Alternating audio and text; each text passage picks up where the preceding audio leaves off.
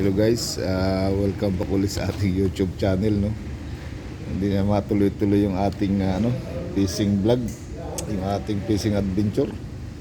Tuwing magpaplano kami ng weekend mag-fishing, pagdating ng Thursday, busy naman. Laging maraming trabaho pag Thursday, kaya hindi na kami nakakapag-fishing ng aming tropa. So ito yun guys, ang natin problema. Kaya ang iba-vlog muna natin ngayon, laging machine. May mga machine dito na ginagawa ako. Ipapakita ko sa inyo. Ito yung muna nating raw vlog ngayon. Kasi wala talagang walang choice. Yung Thursday 5 o'clock na nagkaroon pa ng schedule sa sa isa naming client. Uwian na, pinapunta pa ako kasi emergency daw, umuusok yung control ng machine. Kaya pumunta ako doon para gawa ng pansamantagal na solusyon. Habang ino-order yung parts. Yung natin, unit, Mary Chef. Yan. Yan, convection oven.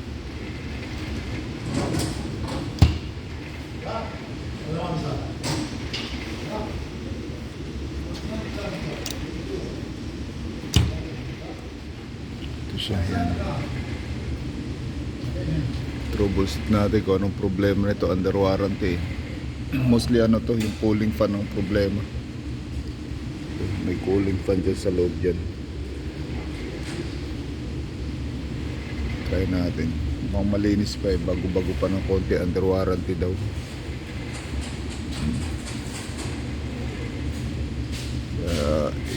Try natin lagyan ng power supply.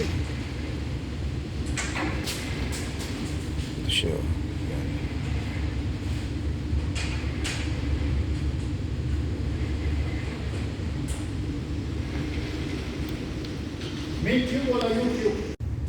Kape muna tayo guys habang tayo nagtatrabaho. Nangingi tayo kay Master Bahador ng kape.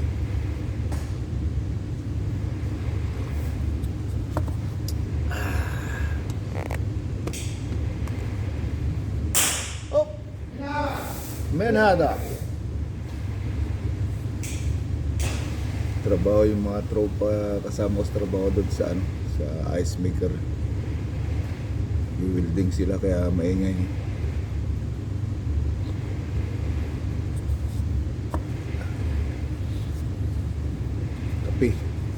Kape muna habang nagtatrabaho.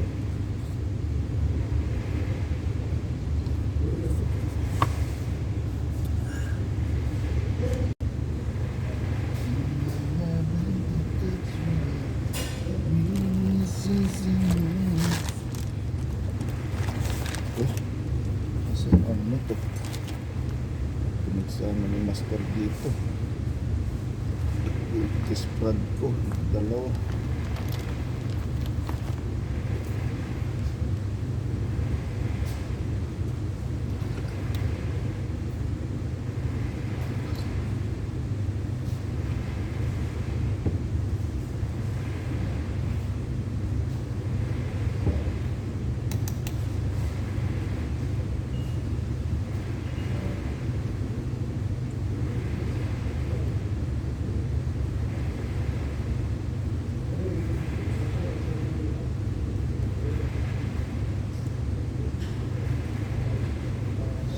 Lahat guys yung yung fuse, sabihin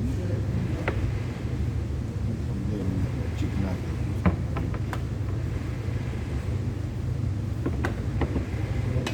Ito baka sira yung fuse dito sa plug.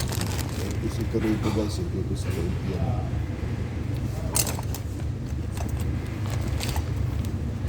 Saan natin?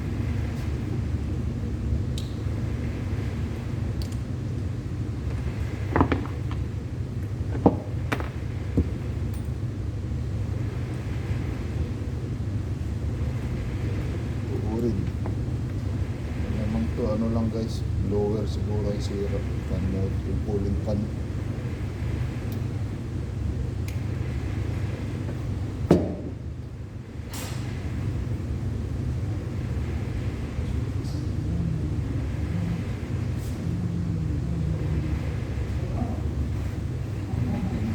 rectifier.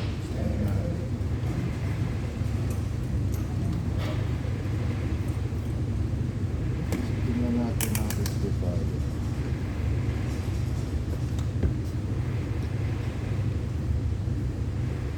So, kung mag-testing tayo ng high voltage rectifier, ito yung ginagamit natin, yung setting na yun.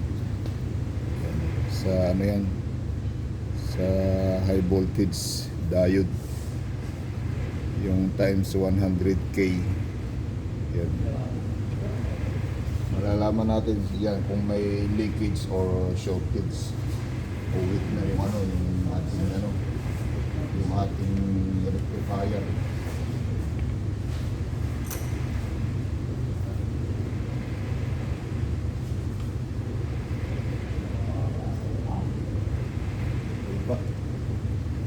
Guys, walang problema.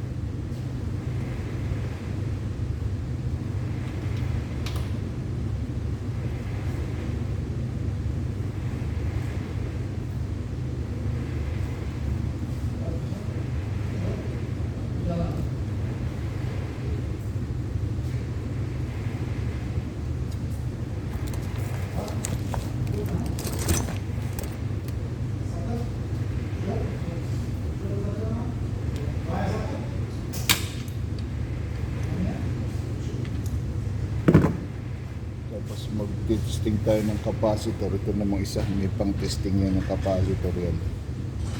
Yung high voltage capacitor. Yan din.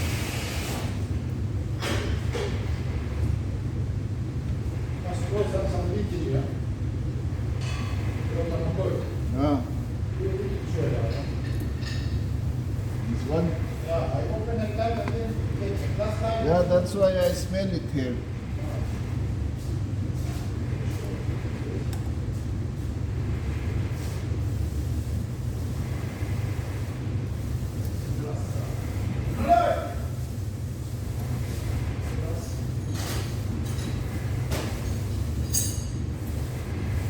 Okay pa guys yung ano, yung capacitor at saka rectifier. So test natin.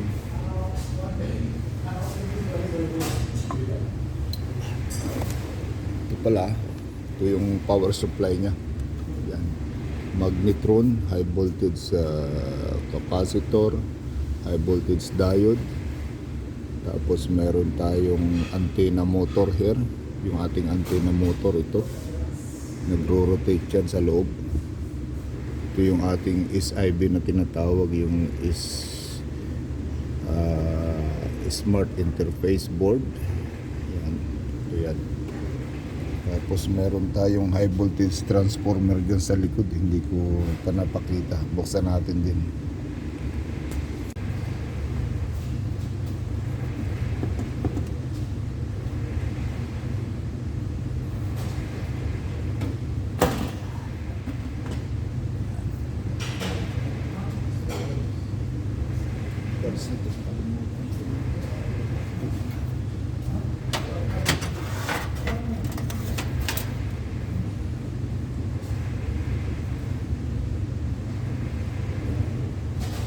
Ayan guys, may mga ito yung power supply nung ano, yung sa ano, sa motor. Speed control yan guys. Yung dito, yung blower niya, papakita ko sa inyo mamaya. Yung blower niya, yung sa convection, ito yan, speed control yan, power supply niya.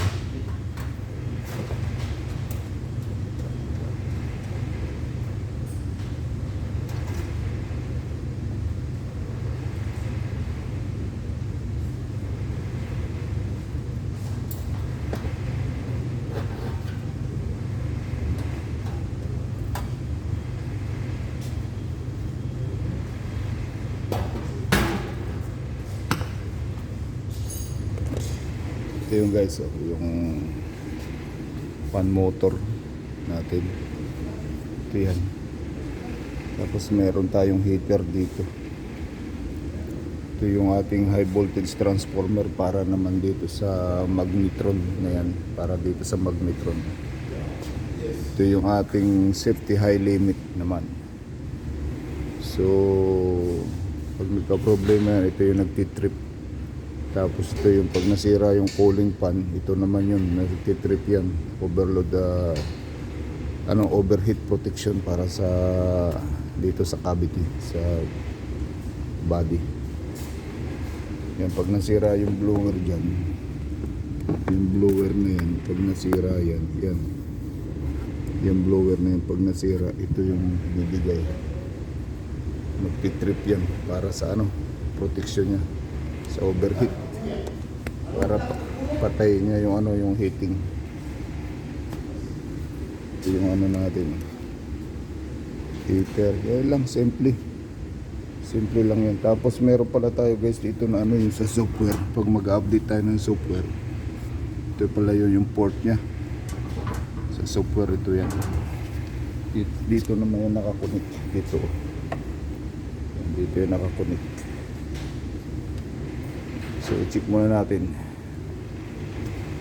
guys yung ibang parts bago tayo maglagay ng power supply.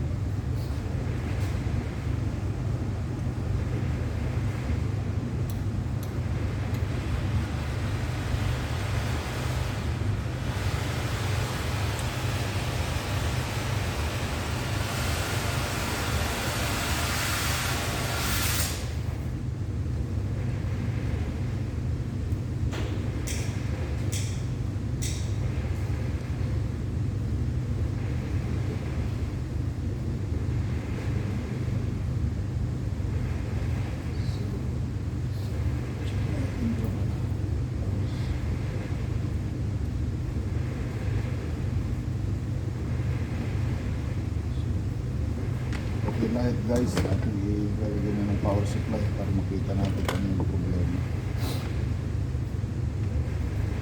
Tapos pag magbubukas pala kayo nito, yung lahat ng screw niyan sa labas, sa body, siya, ang size niya 5.5 mm. Ito yan, 5.5 mm yung ginagamit natin, yung ratchet pang bukas.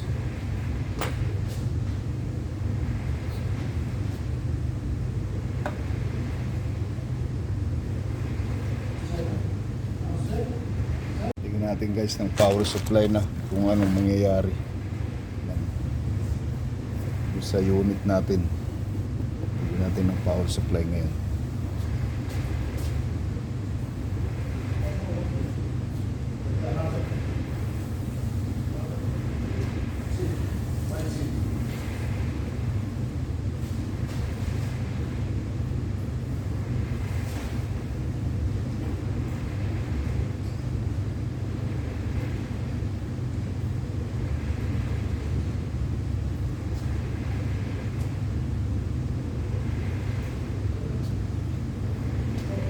Yan, loading daw. Yan o. Display na loading. Tapos yan o, may mga ilaw na dyan.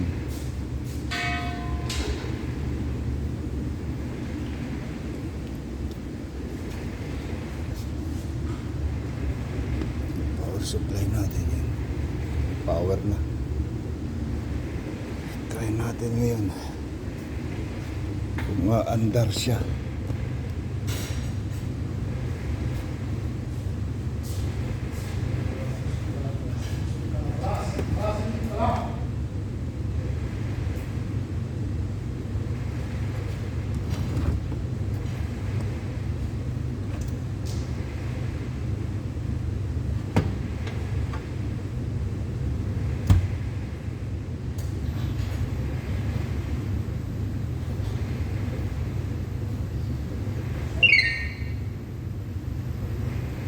Air filter remove. Replace the air filter to continue. Mia sounds. Since it works.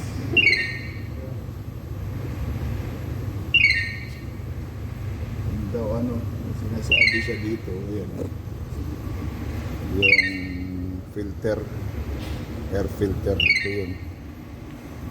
Hindi na sense nung ano, nung ito red switch. Yan, tingnan natin kung anong problema.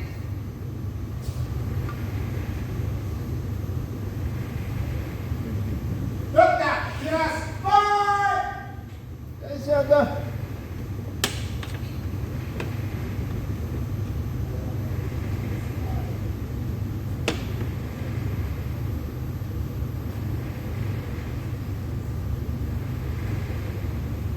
Ganyan yan guys, pagka ini-on yan, nasa free hit ka agad.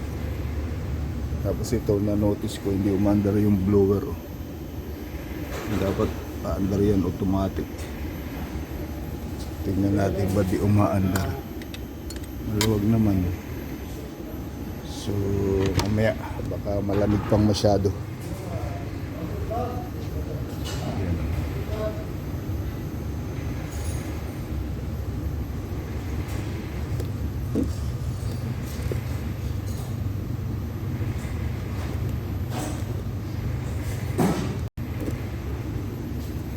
Ayan. Yan,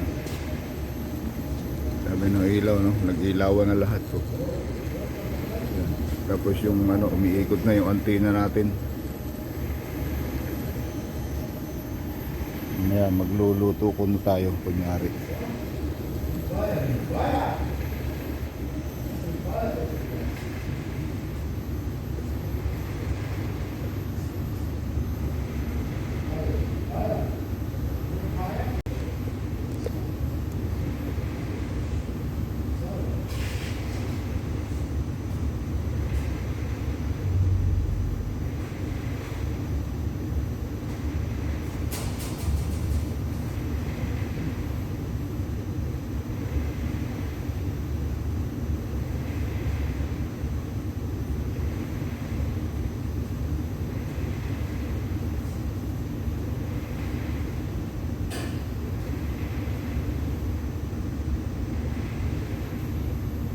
Yan yung display niya. So dahil sa hot mill, yan, open and close, open door, open and close, open door. Okay. Open and close door. Huh? May problema siya sa ano,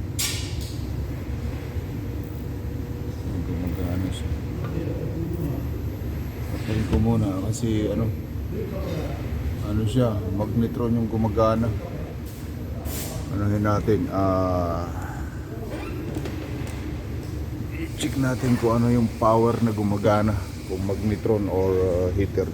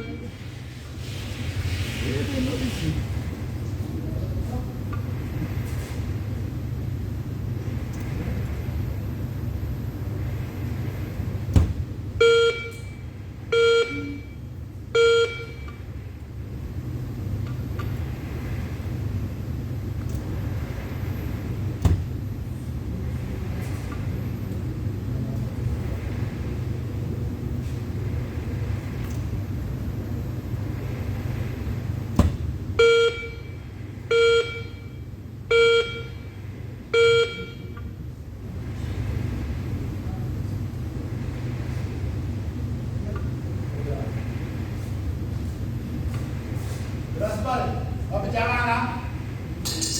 Berjalan. Ya, cuma sekarang berjalan lah.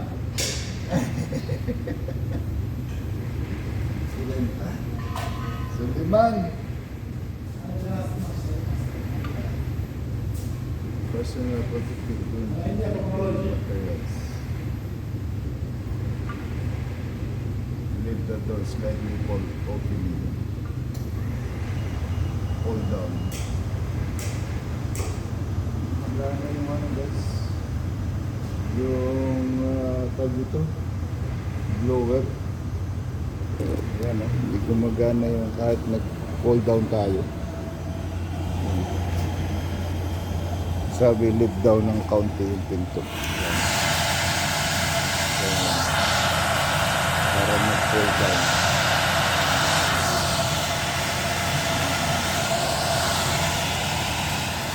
Gumagana yung blower natin dito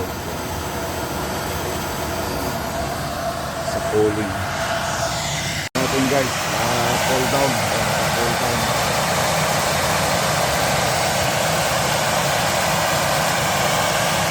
Cool down siya.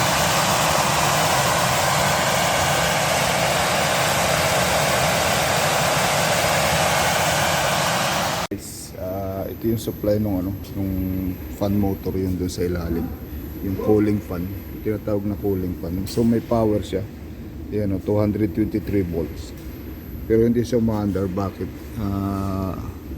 Sira yung niya, yung coil, yung winding. Yun ang problema nito. Kaya ang mangyayari nga, pag nag-ooperate siya, mag-ano siya ng overheat,